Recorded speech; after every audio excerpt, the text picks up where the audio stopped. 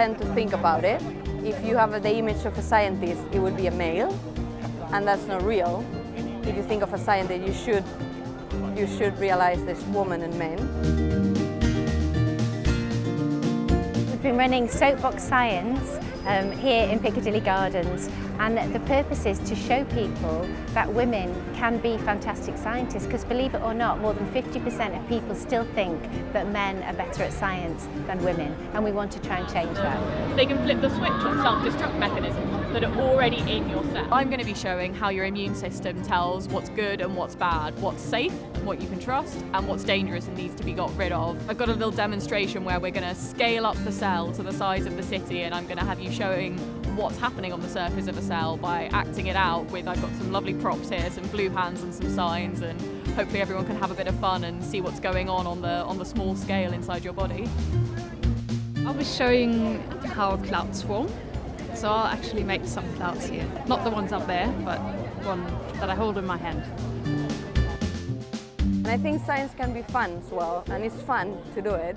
So I wanted to show that we can make a game and really pretend we're different cells and have a game of how we all kill a bacteria. I'm nervous, but I'm excited. I think it's going to be really fun. I'm quite a bit curious how it will go.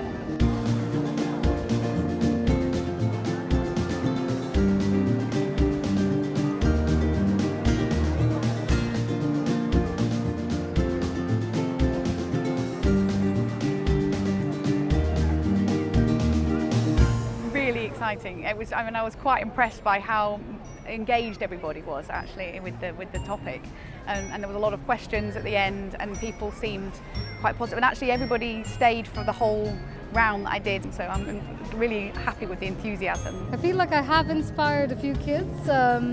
If I could inspire a few young minds to take up science, go into neuroscience specifically, and continue looking for therapies, that would be a huge achievement.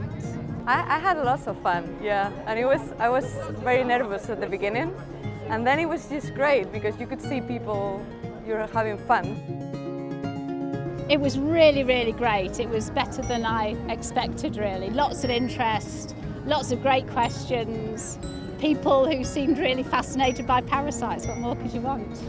The day has been absolutely fantastic. We've had 5,500 people through the event. I think this is a really special location, actually. So I've done science festivals before, and they're really great, but when you're doing a science festival or you're doing something in a museum, you're sort of working and you're chatting with people who already have an interest in science, whereas here we're talking to Manchester.